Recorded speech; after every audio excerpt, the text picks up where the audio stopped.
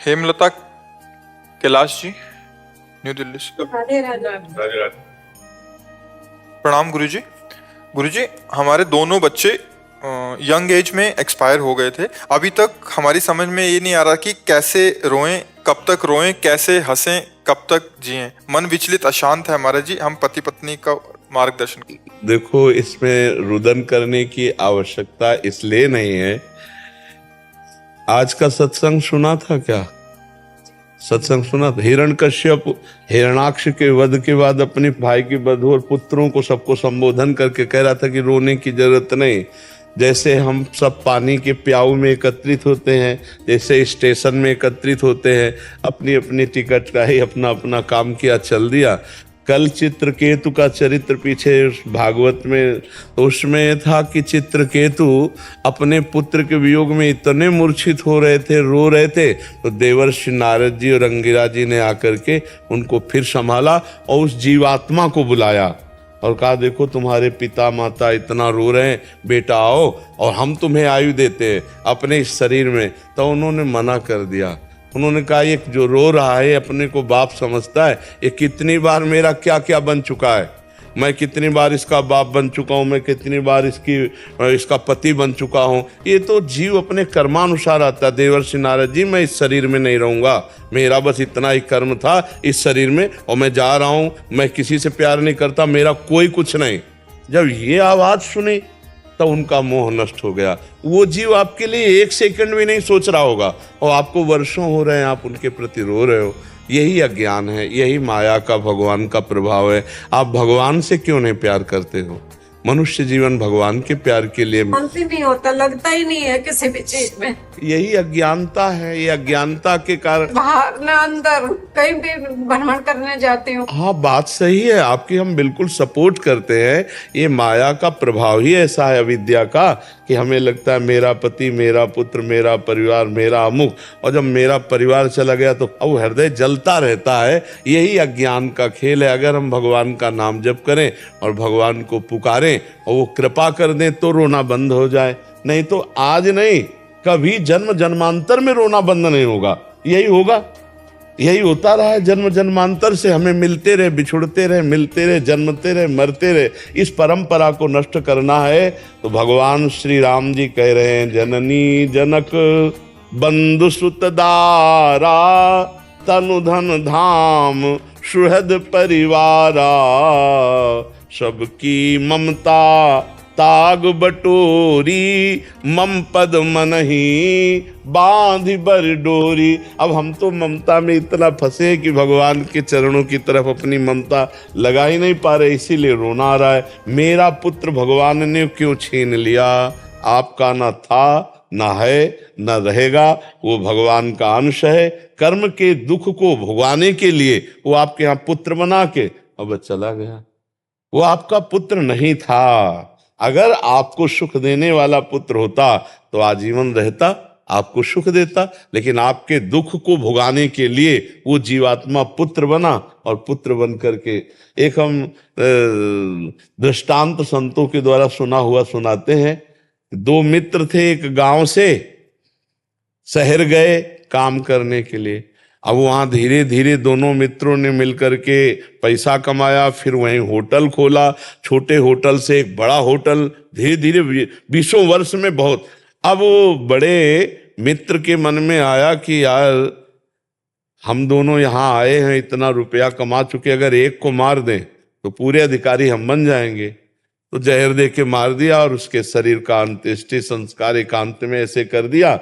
और जब गांव आया तो गांव वाले ने पूछा कि तो जो तुम्हारे साथ गया था, बोले वो तो हमारे साथ ही अलग हो गए थे। अब वो कहाँ गए हमें पता नहीं। अब वो तो बड़ा धनी हो गया क्योंकि दो मित्रों की कमाई अकेले अपने। अब वो जमीन गांव में खरीदी, बड़ी अन्न धन और बढ़िया ब्याह हुआ और देर न लगा कुछ दिनों में एक लड़का हो गया। अब तो बहुत सुखी, अपने लड़के को खूब स्वस्थ खवाना पियाना और अमेरिका पढ़ाने के लिए भेजा, खूब महंगी पढ़ाई। लाखों करोड़ों रुपया खर्चा हो गए थे तब तक, जब लड़का नव किशोर हुआ, अमेरिका जाने के लिए योग्य हुआ, वहां पढ़ा, अब वहां बीमार शुरू हुआ, अब अमेरिका में डॉक्टरी शुरू हुई, अब यहां से खेती बिकना शुरू हुआ, व्यापार, आभूषण, खेती सब चौपट हो गए। अब ये हालत हो गई कि लाखों करोड़ों कर्जा हो गए कि किसी तरह बच्चे की जान, फिर भी ठीक नहीं। अब अमेरिका से वापस भारत लाए, और भारत में जब वो गोद में लेकर पिता रो रहा था और कह रहा था बेटा बूढ़ा हो गया, जैसे तैसे करके क्या क्या नहीं कमाया, आज सब चौपट हो गया, अब मैं तुम्हें बचा नहीं सकता, कैसे दवा कराऊं। और बहुत रोए तो वो हंसा बालक और कहा दोस्त पहचाने नहीं, अपना सब पूरा हिस्सा और तुम्हारी बेईमानी का सब नष्ट करके, और मैं अब ऐसे जा रहा हूं कि जिंदगी भर तुम रोते रहोगे। और मर गया, चला गया। कौन आया था? हाँ, दोस्त आया था, हिसाब किताब अपना पूरा। अब हम लोग अज्ञानी जीव हैं तो हम जानते नहीं भाई, किसी न किसी जन्म में उस जीवात्मा के साथ हमारा कोई न कोई ऐसा रहा जो आए और नौजवानी में हमारे चित्त को चुरा कर हमें दुख देकर रुला करके चले गए। नहीं तो अगर हमारे कर्म होते तो हमें सुख देने वाला बेटा होता। और सही बात पूछो, ये बेटा, ये पत्नी, ये पुत्र, ये परिवार, ये भगवान की दी हुई वस्तु है, और जितने दिन के लिए दिए उतने दिन तक ही आप साथ रह सकते हो। लाख उपाय करो, आप साथ नहीं रह सकते हो। ये संसार बिल्कुल एक प्याऊ जैसा, रेलवे स्टेशन जैसा है। अपनी गाड़ी आई, जब तक गाड़ी नहीं आ रही तो चाय पी रहे, राधे राधे बात कर रहे, और गाड़ी आई तो चाय छोड़कर भागे, उस पर बैठ गए, चले गए। फिर नहीं पूछेंगे कि तुम कैसे हो, नहीं पूछेंगे। इसलिए भाई नाम जप करो, भगवान का आश्रय लेकर उनकी लीला कथा सुनो, मन को बांटो। अब समय रोने में मत नष्ट करो, क्योंकि तुम्हारी भी वही दशा होने वाली है। मृत्यु तो हम सबकी आने वाली है ना। ये बात तो समझ आ गई, लेकिन ये आगे के दिन कैसे निकलेंगे? नाम खूब नाम जप करो, चिंता मत करो। देखो आप लोगों को भगवान का भरोसा नहीं, इसलिए आपको लग रहा है कि मेरे बेटे नहीं है तो मेरा बुढ़ापा कैसे कटेगा। अरे वो अखिल कोटि ब्रह्मांड नायक भगवान, उसके सहारे हो जाओ, वो ऐसी व्यवस्था कर देगा, आप देखते रहे, सोच नहीं सकते भगवान के सहारे। इसलिए आप चिंता न करो कि आप दोनों बूढ़ों की व्यवस्था कौन करेगा, आप उनके भरोसे हो जाओ। देख लो कोई न कोई ऐसा निकल आएगा रास्ता कि उस पूरे विश्व का भरण पोषण, अरे वो खुद आ जाएंगे बहाने से किसी न किसी, और आपकी सेवा कर जाएंगे, आप जान नहीं पाओगे। हाँ, अपने कोशिश तो खूब करते हो इस स्थिति से निकलने की। नाम जप करो बस जी। नाम जप एक वो रास्ता है जो आपको निकाल देगा। हमारी प्रार्थना मान लो, जो नाम आपको प्रिय हो, राधा राधा, राम राम, कृष्ण कृष्ण, हरि हरि, नाम जप करो, ये आपको उबार देगा। आप नाचने लगोगे, आप आनंदित हो जाओगे। नरसिंह मेहता जी का पुत्र पधारा तो करताल लेकर नाच रहे, भला किया गोविंद, भला किया। हाँ, श्रीवास जी का पुत्र पधारा, चैतन्य महाप्रभु आंगन में नृत्य कर रहे, हरे कृष्ण हरे कृष्ण, नाच रहे, आनंदित हो रहे। देखो हम लोग कहीं ना कहीं माया में फंस गए हैं, और माया से मुक्त करने के लिए जा सुनाम भव भेषज हरन घोर त्रिशूल, भगवान का नाम ही इस भव रोग की अचूक औषधि। इसलिए नाम जप करो, जो नाम प्रिय हो, और बात मानो, भगवान को अपना मान लो तो निहाल हो जाओगे। उनको पुत्र मान लो, उनको पिता मान लो, गुरु मान लो, जो मान लो, वो सब कुछ तैयार है। और आप देख लेना, अब मान के तो देखो उनको, अरे कैसे तुम्हें बताए, मान के तो देख लो, निहाल कर देंगे। ई परलोक सकल सुख पावत मेरी सो भैया, कृष्ण गुण संचु। इस लोक में और परलोक में भी परम आनंद मिलेगा यदि नाम जप करोगे, भगवान की लीला कथा सुनो, अधिक समय चर्चा सुनो, क्योंकि मन पुत्र राग से युक्त हो चुका है। तो चर्चा सुनने से मन में वैराग्य आ सकता है, अन्यथा अगर वही चिंतन करोगे तो फिर रोना आएगा और परेशानी आएगी, और यही लगेगा अब हमारा जीवन किस काम का। नहीं, अभी एक साथी है जिसको तुम नहीं जानते, अविज्ञात सखा, भगवान श्री हरि। ठीक है जी। अर्पित गुप्ता जी, राधे राधे महाराज जी। महाराज जी आपके चरणों में कोटि कोटि प्रणाम। महाराज जी, भक्ति और मुक्ति में भक्ति को प्रधान माना जाता है, तो मन का भक्ति करके मुक्ति की चाह रखना उचित है? भक्ति सर्वसमर्थ है, मोक्ष भी प्रदान कर देगी और प्रेम भी प्रदान कर देगी, जो चाहोगे। तो पहले भक्ति का स्वाद आवे, फिर बताना कि मोक्ष चाहिए कि नहीं, किसका फिर। हाँ भाई, जैसे स्थिति है ना, तो स्थिति में जब भक्ति के पहुंचे तो वहाँ धर्म न अर्थ न काम रुचि, गति न चहो निर्वाण, जन्म जन्म रति राम पद, यह वरदान न आन। वो स्थिति है जिसमें न धर्म न अर्थ न काम न मोक्ष। जैसे श्रीमद राधा सुधानिधि में लिखा है, धर्माद्यर्थ चतुष्टयम विजयताम किम तद्वृथा वार्तया। बोले धर्म अर्थ काम मोक्ष की वार्ता बेकार की मेरे सामने क्यों करते हो? क्योंकि वो प्रियालाल के प्रेम में डूबे हुए हैं। जैसे भरत जी राम जी के प्रेम में डूबे हुए हैं, तो जब संगम पहुंचते हैं तीर्थराज प्रयाग से, उनसे कहते हैं कि आप में 4 पदार्थों से भरा हुआ भंडार मुझे दिखाई दे रहा है, धर्म अर्थ काम मोक्ष, और मैं सूर्यवंश में प्रकट हुआ हूं जहां ऐसा करना निषेध है। ऐसा नहीं, क्षत्रिय वंश में जन्म लेकर और भीख मांगना सबसे बड़ा अधर्म है। आरत काह न करे कुकर्मु, मांगो भीख त्याग निज धर्मु। मैं अपने धर्म का त्याग करके तुमसे भीख मांगता हूं हे तीर्थराज प्रयाग। क्या ये भीख मांगता हूं? न धर्म न अर्थ न काम रुचि, गति न चहो निर्वाण, जन्म जन्म रति राम पद, यह वरदान। मैं न धर्म मांगता हूं न अर्थ मांगता हूं, न मैं कामना की पूर्ति चाहता हूं, न मैं मोक्ष चाहता हूं। मैं केवल इतना चाहता हूं, भरत जी महाराज कह रहे हैं, कि बार बार हमारा जन्म हो, हमारे प्राण प्रिय भगवान श्री राम में मेरी प्रीति हो, बार बार मेरा जन्म हो मेरे कर्म के अनुसार, लेकिन मेरे प्रभु में प्रीति हो। तो जो प्रीति प्राप्त महापुरुष हैं उनको मोक्ष की परवाह नहीं है। अपने तो बंधन से युक्त है, अपने को तो परवाह है ना। जब हम काम से बंधे, क्रोध से बंधे, लोभ से बंधे, मोह, तो हमको जरूरत है मोक्ष की, इनसे मुक्त होने की। लेकिन जब वो भक्ति की उत्तम अवस्था आ जाती है तो वो मुक्त पुरुष है। वो काहे को मोक्ष चाहेगा? वो तो प्रेम में दीवाना है, उसको तो कोटि कोटि बंधन भी मुक्त ही लगते हैं, कोटि कोटि बंधन भी मोक्ष ही लगते हैं। जो प्रेमी जन होते हैं उनको प्रेम जनित पीड़ा दी जाए तो वो उसे अपना सौभाग्य समझते हैं। जैसे पपीहा पी पी पुकार रहा था और मेघ गर्जना करके ओले बरसा रहा था, तो दूसरे पक्षी ने कहा, देख तुझे क्या मिला, पी पी पी पी पुकार रहा है, तेरा प्रीतम मेघ स्वाति का बूंद ना देकर ओले बरसा रहा है और गर्जना कर रहा है, तो तुझे अपने प्रीतम में दोष नहीं दिखाई दे रहा, क्यों तुझे डांट रहा है, पत्थर मार रहा है। तो बोले तुम प्रेमी नहीं हो इसलिए तुम्हें दोष दिखाए। मुझे लग रहा है कि मेरा प्रीतम ये जो गर्जना कर रहा है ना, ये मेरे प्रेम की विजय की गर्जना कर रहा है, और जो ओले स्पर्श हो रहे हैं ना, मुझे लग रहा है मेरा प्रीतम मेरा आलिंगन कर रहा है। तुझे ओले पीड़ा दे रहे, लेकिन प्रेमी चातक कह रहा है कि मुझे लग रहा है कि मेरा आलिंगन कर रहा है। तो प्रेमी कभी बंधन से मुक्त होना नहीं चाहता। और तुम्हें बिल्कुल सार बात बता दे, मोक्ष है जैसे 2 चींटा हैं, तो एक चीनी में कड़ाह में मिलकर चीनी बन गया, यह है मोक्ष। और एक चींटा दाने में लग कर के आनंद ले रहा है। तो तुम निर्णय करके बताओ, इन 2 चींटे में सौभाग्यशाली कौन चींटा है? जो चीनी बन गया है, जो चीनी का आनंद ले रहा है।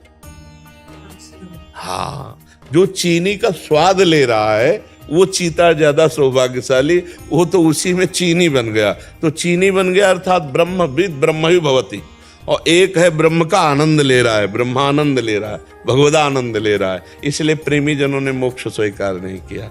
प्रेमी हम और तुम ये स्वीकार करते हैं, और जब गाढ़ प्रेम हो जाता है तो हम खो जाता है, केवल तुम ही तुम रहते हो। प्रेमी की जो स्थिति होती है और जो मोक्ष है उसमें लीन हो जाना है। तरंग समुद्र में लीन हो गया, अस्तित्व ही खत्म हो गया। तो इसलिए हमारे महाप्रभु हरिवंश महाप्रभु कहते हैं, विभेमी कैवल्यता, मोक्ष से मुझे भय लगता है, इसकी तो वार्ता मत करो, क्योंकि मेरी प्रियाजू मेरे से छूट जाएगी। मेरी प्रियाजू छूट जाए ऐसे मुझे मोक्ष को नहीं चाहिए, मेरे प्रियाजू चाहिए, मुझे प्रियाला। और जब प्रेम होता है ना, तो प्रेम एक मस्ती होती है प्रेम में। न लाज तीन लोकन की, न वेद को कहो करे, न शंख भूत प्रेत की, न देव जच्छते डरे, सुनय न कान और की, दृश्य न और इच्छना। प्रेमी एक अलबेली स्थिति होती है, किसी भी तरह की कोई परवाह नहीं, न मोक्ष की न लोक निंदा की, और अपने प्यारे की प्रीति में अपने को बलिदान कर दे, ये उनका है। और ये सबके बस की बात नहीं है, नहीं। इसीलिए प्रेम सबसे दुर्लभ बात है। प्रेम तो कुछ नहीं चाहता, पानी है इसमें, पानी पीना मना है, मुंह में लगाना, क्योंकि डायलिसिस के लिए पानी मना है, तो बहुत थोड़ा थोड़ा वाणी से बोलने पर प्यास लगती है, तो ये गीला करके पानी से ऐसा रखा है, ऐसे कर लेते हैं कि सुबह से बोलना शुरू होता है 4:15 बजे से। जी, इनकी दृष्टि गई तो सोच रहे हो कि कोई जी दृष्टि गई थी सुबह वीडियो में। है? आप जब वीडियो देख रहा था सुबह में, जी। तो मैंने भी देखा था, बार बार आप कर रहे थे, तो आप थोड़ा सा इससे आपने स्पष्ट कर दिया। हाँ, वो पानी इसमें गीला करके पानी से रखा जाता है। अब हमें प्यास लगती है और पानी हमको जैसे कभी पीने को भी हुआ तो एक छोटा सा पात्र है इतना बड़ा, उसमें दिया जाता है। अब इतना बड़े शरीर में और पानी की प्यास ये है, ये पात्र है जिससे पानी दिया जाता है हमें पीने के लिए। एक के बाद दूसरे में लोग हाथ रोकने लगते हैं और जब तीसरा मांगते हैं तो ये लोग मना कर देते हैं। तो अब उसके लिए कपड़ा रखा है पानी का गीला, ऐसे कर लिए तो जो बोलने से प्यास लगती थोड़ी तसल्ली होती है। तो इसलिए जैसे एक दो की दृष्टि गई कि कौन सा इसमें मतलब क्या है इसमें, तो इसमें पानी है और कुछ नहीं है। जी। नीलम चावला जी, राधे राधे। गुरुदेव आपके चरणों में सादर प्रणाम। महाराज जी, मैं अपने परिवार सहित लगभग 2 वर्ष से सत्संग सुनती आ रही हूँ और प्रभावित होकर मैं अपने पति के साथ हर 2-2.5 महीने में यहाँ आकर आपके दर्शन और सत्संग। मेरा प्रश्न यह है कि सत्संग सुनते और अमल करते रहने के अभ्यास से ग्रस्त में होते हुए विरक्त भाव से इतना भर जाती हूँ कि सब कुछ छोड़ के नहीं, वही हम कह रहे थे, छोड़ने की ले। लेकिन कभी कभी कुछ स्थिति परिस्थिति आने पर मन परेशान हो जाता है, डोल जाती हूँ। क्या करूँ, आप मुझे समाधान दीजिए कि ताकि ग्रस्त में रहकर विरक्त भाव से रहने की आदत और विरक्त ये केवल दिमागी बात है। हमारी बात सुनो, हमसे बड़ा गृहस्थ कौन होगा? आप विरक्त देख रहे हैं, एक गृहस्थ के 4-5 लड़के होते हैं, हमारे 400-500 लड़के हैं। 400-500। और तुम अपने बच्चे को जैसा प्यार करते हो उससे लाख गुना बढ़कर हम प्यार करते हैं, क्योंकि ये अपने माता पिता परिवार को छोड़कर आए हैं। तुम केवल शरीर संबंधी ही प्यार कर सकते हो और हम शरीर और परमार्थ दोनों प्यार करते हैं। अच्छा, आपको कितने की जिम्मेवारी होगी? ये तो केवल बच्चे हैं, और भी तो है ना। हर व्यवस्था भागवती की है।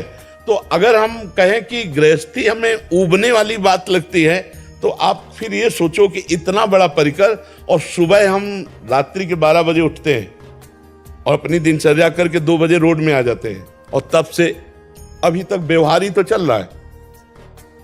आप लोगों से मिलना, आप लोगों से प्रश्न उत्तर करना, यही तो चल रहा है ना। उगना नहीं होता है, तो कभी कभी कोई बात ऐसी हो जाती है कि उसमें मन दुखी होता है कि हम उधर के भी नहीं रह रहे और इधर के भी पूरे कोई खुश, मतलब दुनिया में भी कोई खुश नहीं होता, और हम पूरे भगवान की तरफ भी नहीं। क्यों पूरे भगवान की तरफ क्यों नहीं है? भगवान की तरफ जाने के लिए कोई कपड़ा बदलना या कोई मतलब व्यवस्था छोड़ना, ऐसा बिल्कुल नहीं है। सब दिमागी स्तर छोड़ दीजिए। रुपया, पैसा, भोग सामग्री, यही दिमाग में छाया है ना, तो इसी को पाखंड कहते हैं। चाहे लाल पहन लो, चाहे पीले पहन लो, चाहे काले पहन लो, चाहे जो पहन लो, और सलवार कुर्ता में हो, पैंट शर्ट में, और भगवान से प्रीति करते हो, परिवार को भगवान का जनमान का सेवा करते हो, बढ़िया संत हो। हम संत हो करके जो संत की बात हो हम आपको बता रहे हैं। अगर भगवान से प्रीति नहीं तो कुछ नहीं, और भगवान से प्रीति है तो विभीषण जी सादी वर्दी में है, कोई पोशाक उनकी संत वेश नहीं, और भगवान कह रहे तुम सारी के संत प्रिय मोरे, धरऊं देह नहीं आन निहोरे। तुम्हारे जैसे संतों के लिए मैं अवतार धारण करता हूं, भगवान कहते हैं। और विभीषण जी रावण के भाई हैं और राजमंत्री पद पर हैं, और उसी पोशाक से आए हैं। पोशाक नहीं है, और पोशाक धारण करता कालनेमी, और हनुमान जी पूंछ में लपेट करके उसको मार डालते हैं। कालने में धारण करता है पोशाक साधु वेश की। अगर साधु वेश है और उद्देश्य ठीक नहीं है तो फिर वो पाखंड ही तो हुआ। तो ये जो लोगों के मन में एक बैठा है कि हम घर बार छोड़ देंगे कहीं चले, क्या जानते, बस बात केवल बदली है। हमारा सब कुछ प्रभु का है, हम सहित, और आपका पर्सनल घर है, आपका पर्सनल पति है, आपका पर्सनल पुत्र है। बस यही भाव समर्पित कर दे तो हो गया। अब हमारे आप सब नहीं हो क्या? पर हमसे ईमानदारी से पूछा जाए आपका कौन है, तो भगवान के सिवा हमारा कोई नहीं। आप सब भगवान के प्रेरित होकर के यहाँ आए, हम भगवान के जन है, तो हम आपको प्यार कर रहे हैं। और गृहस्थी में केवल ये मान लिया जाता है मेरी पत्नी मेरा पुत्र, बस एक घेरा बना लिया गया इसलिए वो बंध गया। अगर उस घेरे को तोड़ दे तो संत ही है, वो घर में रहता हुआ संत है। बात समझनी, कहीं नहीं भागना। और ये जो थोड़ी थोड़ी बातों में, थोड़े थोड़े विपरीतताओं में उपदे हैं, ये भक्ति नहीं है। भक्ति भारी से भारी परिस्थिति में नहीं उठती।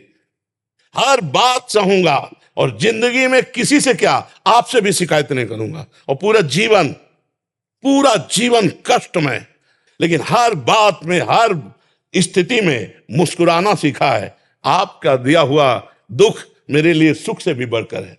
बस मस्ती मृत्यु का दुख है, लेकिन मस्ती है। हाँ, यही भगवान से प्राप्त किया है, यही भगवान के चरणों से प्राप्त किया है कि हर परिस्थिति में मुस्कुराना, हर परिस्थिति में आपकी जय बोलेंगे। मरने जा रहे होंगे तो भी बोलेंगे आपकी जय, और फिर प्राण त्यागेंगे।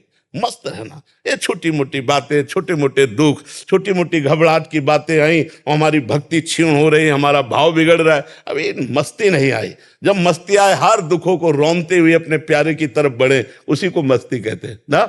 हाँ बिल्कुल, मस्त रहो। ये मनुष्य जीवन हाय हाय करने के लिए नहीं मिला, बहुत मस्त होने के लिए मिला। मस्ती का राज है उस सच्चिदानंद में स्थित होकर के मस्त रहना, उस सच्चिदानंद में ही आनंदित रहना, हर परिस्थिति में आनंदित रहना। ये गंदे नशा करने वाले, गंदी बातें करने वाले, गंदे आहार करने वाले, ये मस्त थोड़ी होते।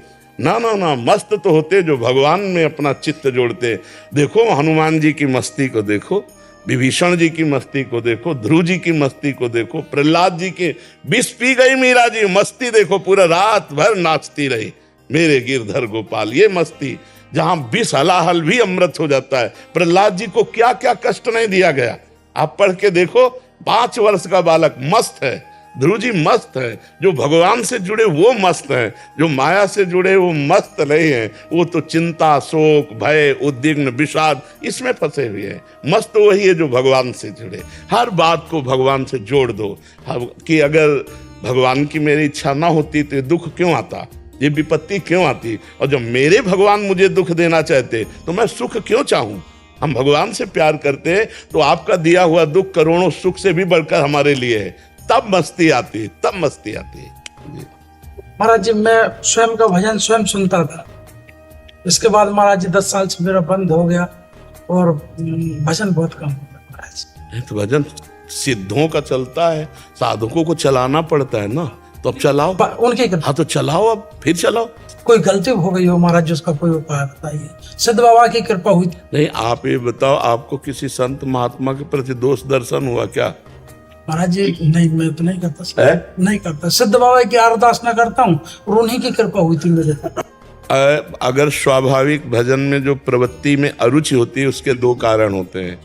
या किसी वैष्णव संत महात्मा का अपराध बन गया, और या फिर अभक्ष पदार्थ कोई भोजन जो, तो फिर किसी महात्मा का अपराध अगर बन गया हो तो आप देखो कई तरह का अपराध होता है। जैसे दोष दर्शन कर लेना, उनकी निंदा कर लेना, उनके प्रति लघु भाव आ जाना, तो फिर इसमें लघु भाव तो है। हाँ, तो उन्हीं को मानसिक प्रणाम करो जिनके प्रति आया हो, और आज से फिर फ्री हो जाओ, हल्के हो जाओ। यहाँ आए हो 18 घंटे भजन। हाँ, चुपचाप आप कहो मत, अहंकार आ जाएगा। बहुत डर, जैसे ले भेड़िया आ जाएगा बच्चों को लेके थे, ऐसे अहंकार आ जाएगा। मैं 18 घंटे भजन करता हूँ, ऐसा अहंकार आ जाएगा, और ये आ जाएगा तो चाट जाएगा भजन। घर से क्या किया, महाराज जी से एकांत वार्ता करूंगा तो मेरी व्यवस्था बनाई। हाँ, हो गई व्यवस्था, तुम अब कुछ कहने की जरूरत नहीं। जाओ और जो संत भगवान के प्रति दोष दर्शन हुआ उन्हें मानसिक प्रणाम कर लो, और फिर भजन में लगो। आज आप खुद देखोगे आपका अंदर का चैप्टर बदल जाएगा। आप जाइए, आप भजन में लगे। शिवाजी बेंगलोर से। गुरुदेव, आपके चरणों में कोटि कोटि प्रणाम। गुरुदेव, मेरा प्रश्न है कि अगर भूलवश श्री जी की सेवा या साधना में त्रुटि हो तो उसका प्रायश्चित क्या करें? नाम कीर्तन। जब हम कोई भी सेवा में त्रुटि हो जाए, या कोई पाठ में त्रुटि हो जाए, या स्तोत्र में त्रुटि हो जाए, तो उसकी नाम संकीर्तन से पूर्ति हो जाती है। इसीलिए हम पाठ प्रारंभ करने के पहले नाम कीर्तन करते हैं, और पाठ समाप्त होने के बाद नाम कीर्तन करते हैं। इसीलिए हम भगवत सेवा प्रारंभ करने के पहले नाम कीर्तन, और भगवत सेवा समाप्त होने पर, विश्राम होने पर भी नाम कीर्तन। नाम कीर्तन से उसकी पूर्ति होती है। कोई मंत्र आता हो ना आता हो, जैसे मंत्र है अदक्षरम पदम भ्रष्टम मात्राहीनम चैद्य, लेकिन नाम संकीर्तन राधा राधा राधा राधा राधा, उससे सबकी पूर्ति हो जाती है। समझ पाए आप? श्रद्धा व्यास जी। श्री हरिवंश गुरुदेव। गुरुदेव, जब अनेकों बार वृंदावन आने का प्रयास करने पर भी ना आ पाए तो कैसे पता करें कि कोई अपराध बना है या हमारे द्वारा कमी है, या फिर श्री ये जी कोई की अभी अपराध इच्छा कोई कमी की बात नहीं है। कई ऐसी परिस्थितियां होती जो धाम तो वृंदावन नहीं आ पाए, तो चिंतन तो जा रहा है ना वृंदावन। वृंदावन को चिंतवन यह दीप और बार, कोटि जन्म के तम अघय काट करे उजियार। हम वृंदावन जाएंगे, वृंदावन की परिक्रमा करेंगे, सत्संग सुनेंगे, यमुना रस रानी के पास बैठेंगे, नाम कीर्तन करेंगे, पूरा ये हमारा चिंतन चल रहा है। ये चिंतन करोड़ों जन्मों के पापों का नाश कर रहा है। हम वृंदावन आ पाए ना पाए, हमारा मन वृंदावन आ गया। हम रोज तैयारी करें, भले ना आ पाए, हम प्रतिदिन यही मनावे कि कब मुझे वृंदावन वास मिलेगा, भले जीवन में वास ना हो पावे, तो हमारा मन तो वृंदावन की तरफ जा रहा है, हमारा मन तो वृंदावन से प्रेम करने लगा। हमें खास बात ये देखनी, वहां अपराध ये सब बातें नहीं देखनी। कई परिस्थितियां गृहस्थी में ऐसी होती हैं जिनके कारण नहीं आया जा सकता, तो हम वृंदावन ना पावे तो वृंदावन आने की बात तो सोच लें। जैसे कि कल वृंदावन चलेंगे और नहीं पहुंच पाए, तो हम प्लान हमारा बना ना, वृंदावन जाएंगे, फिर ऐसा, उस प्लान का हमें पुण्य मिलेगा, हमारे पाप नष्ट होंगे, क्योंकि भागवतिक है ना। हाँ, तो हम रोज वृंदावन की तैयारी करें। हम तो कहते हैं रोज वृंदावन आओ मन के द्वारा। देखो 10 मिनट में वृंदावन में पूरी परिक्रमा लगा सकते हो।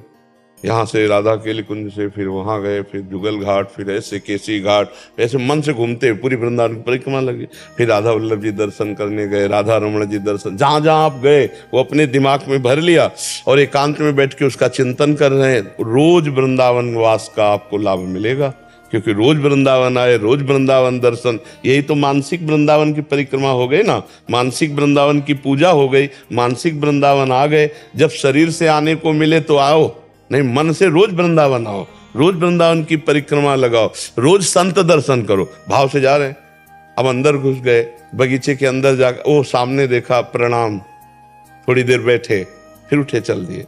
अब राधा रमण जी जा रहे हैं, नाम जप करते हुए राधा रमण जी, प्रणाम किया उनको, थोड़ी देर वहां दर्शन किए, चल दिए।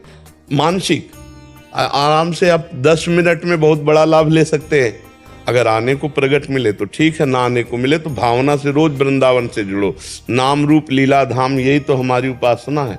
धाम का चिंतन, नाम का चिंतन, रूप का चिंतन, लीला का चिंतन, यही तो हमारा जीवन है। तो अब रूप और लीला ये थोड़ा आगे की बातें हैं। प्रियालाल के रूप का चिंतन और लीला का चिंतन है तो आगे की।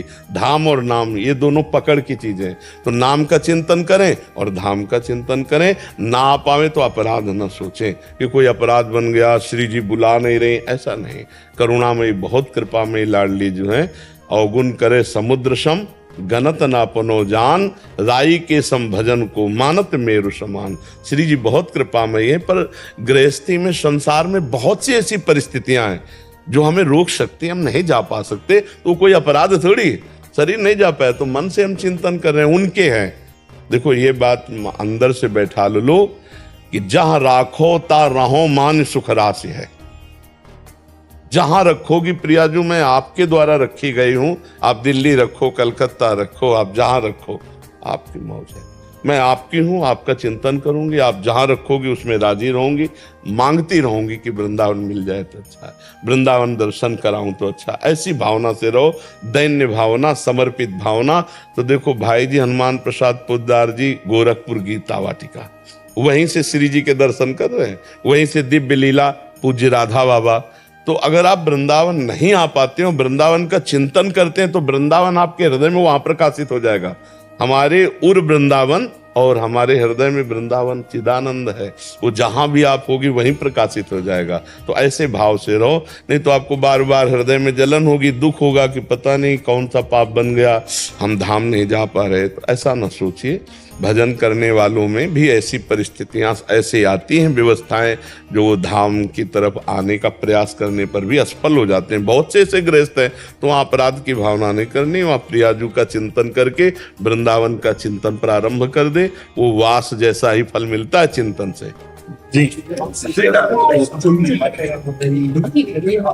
आपकी कृपा से, आपकी कृपा, लाडली जी की कृपा से, ठाकुर जी की कृपा से भागवतम करवाने जा रहे हैं।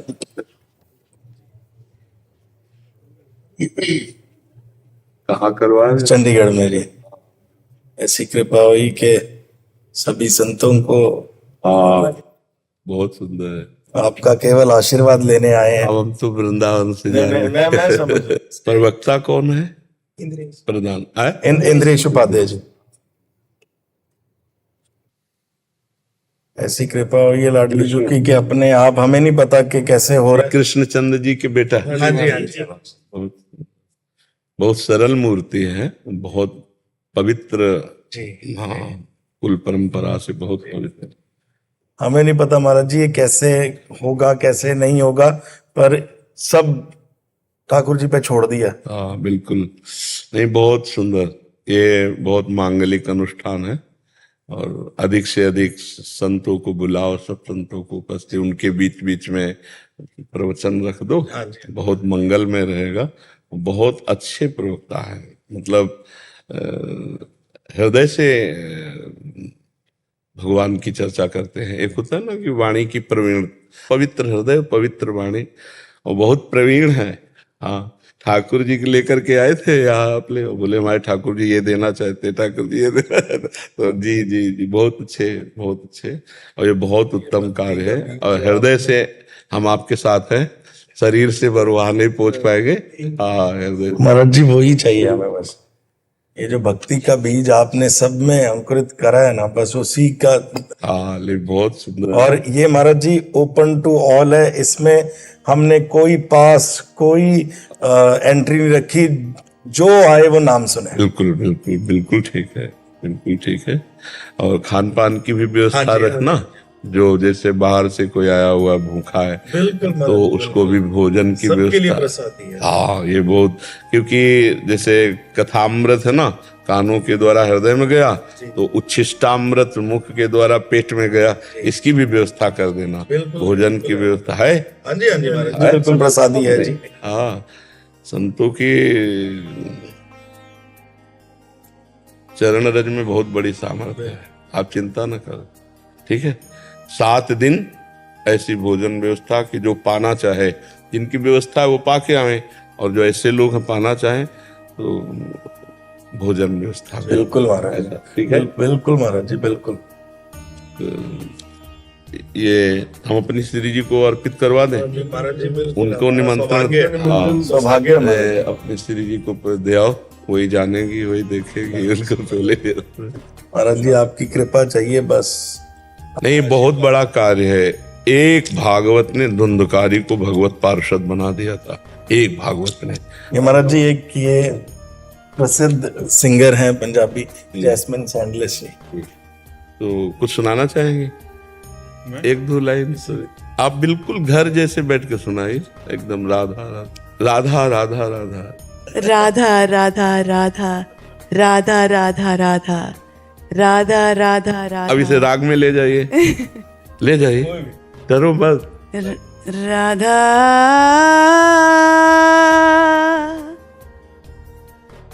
राधा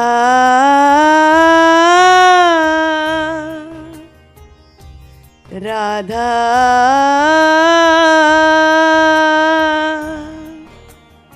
राधा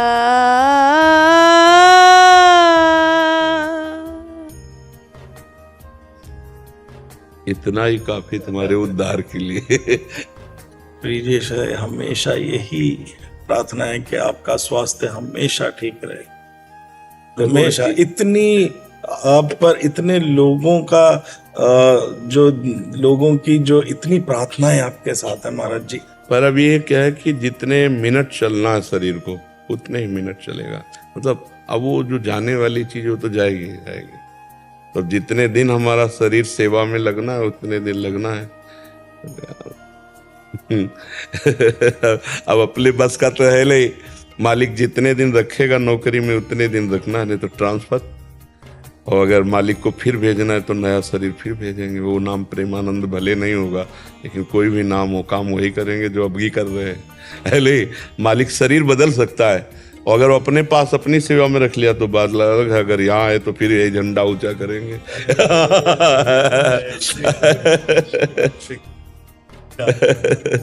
धन्यवाद, धन्यवाद। जय प्रेम भक्ति योगेन येत परमं पदम्।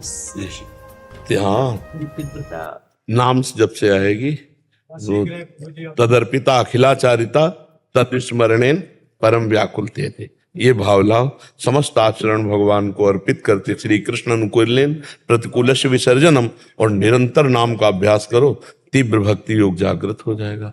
तीव्र भक्ति योग का मतलब ही यही है, अविस्मरण। हाँ, निरंतर अखंड तैल धारावत भगवान की स्मृति, कभी नाम, कभी लीला कथा, कभी हम उनके रूप में ऐसे डूबे हुए हैं। तो तीव्र भक्ति योगिन का मतलब एक भी क्षण भगवान से विमुख न जाना। अब इसके लिए हमें प्रयास करना पड़ेगा। अभ्यास योग युक्तेन चेतसा नान्यगामिना। अभ्यास ऐसा कर लें हमारा चित्त श्री भगवान से कभी बाहर न जाए, अलग न जाए। आयुष जैन जी माधोपुर से। राधे राधे गुरु जी। राधे राधे महाराज जी। महाराज जी, मैं एक MBBS का छात्र हूँ। हमारे कॉलेज में नशीले पदार्थों का सेवन बहुत सामान्य हो गया है और जो विद्यार्थी इससे दूर रहते हैं उन्हें दूसरों द्वारा हीन दृष्टि से देखा जाता है। ऐसी परिस्थिति में मैं किस प्रकार। ऐसा हमने भी सुना है कि बहुत से बच्चे विविध प्रकार के नशा, इंजेक्शन, ये सब। अब क्योंकि बुद्धि बच्चा जब भ्रष्ट हो जाती है तो यही सब लक्षण होते हैं। अब सबसे पहली हानि ब्रह्मचर्य की हुई ना, तो बुद्धि नष्ट हो जाती। ब्रह्मचर्यहीन जीवन मरा जीवन होता है। अब छोटे छोटे बच्चे विविध प्रकार से व्यभिचार प्रवृत्तियों में प्रवीण हो रहे हैं, तो ब्रह्मचर्य तो है नहीं। तो अब आनंद की खोज में अभी नई अवस्था में ब्रह्मचर्य छीण कर दिया। अब उनके अंदर जो उन्माद चढ़ रहा है उसको रोकने के लिए उनको व्यसन चाहिए। अब वो व्यसन के लिए अर्थ चाहिए। अब अर्थ के लिए फिर चोरी, छीना, झपटी, मारपीट, माता पिता, परिवार, बाहर जहां जैसा हो। तो इससे हमारी नई समाज बहुत बिगड़ रही है, बहुत बिगड़ रही है। कल कोई आए थे कि सनातन धर्म का, हम तो उनका सनातन धर्म का उत्थान करना, तो पहले हमारे नई समाज को सुधारो। जो girlfriend, boyfriend, live in relation, व्यसन आदि में फंस रही है, इसको सुधारो तो सुधर सकती है। नहीं, यही तो हमारे सनातन धर्म के आगे। अब इनकी क्या दशा होगी जो इंजेक्शन से जी रहे हैं, नशे में, जो पराई माता बहनों की तरफ गंदी दृष्टि ही, केवल भोगई दृष्टि रख रहे हैं। इन्हें क्या हमारे सनातन धर्म का वो मतलब उत्थान करेंगे? क्या हो गए? तो खुद पशु की तरह अपना जीवन व्यतीत कर रहे हैं। ये कई दिन मस्ती चलेगी? ये कई दिन ज्यादा दिन जीवन नहीं रहता। ऐसे लोगों की लीवर खराब हो जाते हैं, बहुत तरह की बीमारियां, और ना आ जाए तो फिर इतना वो डिप्रेशन में पहुंच जाते हैं। महाराज जी, जो पढ़ाई कर रहे हैं उसमें सभी डॉक्टर बनेंगे? नहीं, डॉक्टर का बनेंगे वही, मतलब कोई परफेक्ट डॉक्टर तो नहीं बन सकते। समाज को सुख देने वाले जो व्यसनी है, व्यभिचारी हैं, वो डॉक्टर समाज सुख वाले तो नहीं बन सकते। नहीं, आप देखो ना, नहीं आता, डॉक्टर ने नर्स के साथ गलत आचरण किया, डॉक्टर ने मरीज के साथ गलत आचरण किया।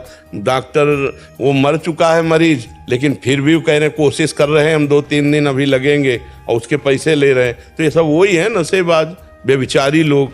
नहीं, जब मरीज दस्तखत कर दिया और प्राण तुम्हें समर्पित कर दिए और आप ले गए ऑपरेशन आदि के लिए या जहां, अब उस समय तुम भगवान हो उसके, आप जीवन रक्षा के लिए पूरा प्रयास करो। वो चीज, डॉक्टर को भगवान माना जाता है हमारे यहाँ। आज के बच्चे जो व्यसन करने वाले बेविचारी बच्चे हैं ना, ये जब डॉक्टर, मास्टर कुछ भी बनते हैं तो ये ऐसे ही बनते हैं। जब उनके सामने समाज होती है तो समाज का शोषण करने वाले बनते हैं। डॉक्टर का पद भगवान का पद होता है, तुमको अपने पद का गौरव नहीं। तो ये जब लोग डॉक्टर बने, चाहे मास्टर बने, चाहे जहां बने, ये गंदगी ही फैलाएंगे, क्योंकि दिमाग गंदा है ना, दिमाग अस्वस्थ है। स्वस्थ दिमाग जो है वो वही तो समाज की सेवा कर सकता है। ये बीमार लोग हैं, ये बीमार लोग हैं, बीमार दिमाग के लोग हैं। हाँ, इनको जरूरत पड़ी तो ये किसी को जहर भी दे सकते हैं। और जो वास्तविक स्वस्थ दिमाग के डॉक्टर हैं, वो तुम पैसा से तौल दो तो भी मरीज के साथ धोखा नहीं करेंगे, क्योंकि उनको अपने धर्म का ज्ञान है कि इस समय मरीज का जीवन हमारे हाथ में, हम ऐसा नहीं कर सकते। पर प्रायः बहुत कम ऐसे लोग हैं जो अपने धर्म को पहचानते, उन्हें पैसे में बिकने के लिए सब तैयार है। तो बच्चा, बहुत कठिन बात है, कैसे सुधारा जाए?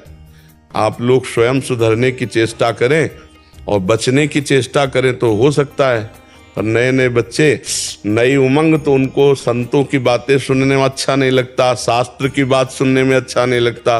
उनको तो लगता है नया जीवन है, आनंद ले लो। लेकिन आनंद का एक समय होता है, जब आप पानी ग्रहण करें, गृहस्थ में जाएं और फिर अपने अनुसार धर्म पूर्वक चलें, तो एक गृहस्थी का आनंद है। आप पहले ही फसल के पहले ही आप फसल काट लो तो दाना नहीं आएगा। ऐसे नए जो 18, 20, 22 के बच्चे हैं ना, ये अपने जीवन को नष्ट कर रहे हैं व्यसन और व्यभिचार से। अरे एक ही आ जाए तो नष्ट कर देता है, फिर दो दो व्यसन और व्यभिचार। तो हमें तो लगता है हमारी समाज को बहुत जरूरत है व्यभिचार मुक्त करने की और व्यसन मुक्त करने की। अब भगवान किसको सामर्थ्य देते हैं वही मुक्त करेगा। अब हम लोग तो बस केवल वाणी से बोल सकते हैं, और कुछ प्रभाव तो पड़ ही रहा होगा वाणी का, नहीं? वाणी का प्रभाव तो पड़ ही रहा होगा। हमारे नए भाई बहन जो है ना, वो हमारी बात, हमारी पीड़ा समझेंगे तो थोड़ा सा हमको सहयोग करेंगे। जैसे बच्चों को भी जो हम दिखाते हैं वो रील वगैरह, वो देखने के बाद में प्रभावित होते हैं कि कम से कम उनका वृत्ति तो भगवान में लगे, वृत्ति तो सतमार्ग में लगे। बिल्कुल बिल्कुल। ये आपके ही, अगर वो बच्चे राधा राधा रटें और थोड़ा सत्संग सुने और थोड़ा स्ट्रांग हो कि व्यसन छोड़ सके, तो बहुत, ये जितने व्यसन है सब जीवन बर्बाद कर देते हैं। सच्ची मानिए, कुछ दिन तो आपको ऐसा लगेगा आनंद दे रहे हैं, फिर वो व्यसन तुम्हारा नाश शुरू करेगा। कोई भी व्यसन हो, तुम्हारे अंगों का, तुम्हारे शरीर का, तुम्हारे विचारों का, सब नष्ट कर देते। कोई व्यसन सही नहीं, कोई भी व्यसन सही नहीं। जो व्यसन मुक्त है वो बहुत बढ़िया देव जीवन जी रहा है। जो व्यसन कर रहा है वो बहुत बुरा फंस चुका है, चाहे शराब हो चाहे मसाला हो। ये मसाला में ऐसे ऐसे केमिकल पड़ते हैं। एक दिन एक डॉक्टर साहब आए थे, तो वो बहुत पीड़ा से युक्त होके कह रहे थे कि मसाला से ऐसे ऐसे कैंसर हो रहे हैं लोगों के मुखों में कि बोले कीड़े निकलते हैं। और त्राहिमाम बोल रहे हैं, बोले हम महाराज जी आप बोलिए कि लोग मसाला खाना बंद करें। तो हम कहा भाई हमको तो नहीं पता था कि ऐसा, हम तो समझ रहे हैं कि सुपारी उपाड़ी है लोग खा रहे हैं, चलो भाई क्या। बोले नहीं, इससे बहुत हानि है। तो हमें लगा उस समय निर्णय में कि कोई भी व्यसन सही नहीं है, कोई भी व्यसन स्वास्थ्य के लिए हमारे ठीक नहीं है। हमारी बुद्धि को हर व्यसन अपने अधीन कर लेता है, सबसे पहली कमी होती है, वो आपको बांधता चला जाएगा। ऐसे हर व्यसन है। हमें सबसे प्रार्थना है, हाथ जोड़कर आप हिम्मत कीजिए और धीरे धीरे व्यसन छोड़िए। एकदम कसम खा के मत छोड़िए, नहीं छोड़ पाएंगे। 4 दिन में आप लड़खड़ा के गिर जाएंगे।